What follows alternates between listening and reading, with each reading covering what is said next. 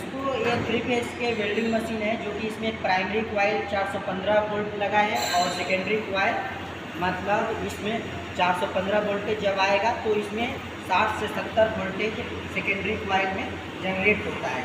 उसकी वजह से हम लोगों के जब यहाँ आर्क से हम लोग वेल्डिंग मारते हैं तो हम लोगों को करंट नहीं लगता है। देख सकते हैं कि अभी हम लोग यहाँ वेल्डिंग से पकड़े हैं, यहाँ धुआं अभी आता है, अभी करंट नहीं लग रहा है। और वीडियो अच्छा लगे तो लाइक शेयर सब्सक्राइब जरूर करना।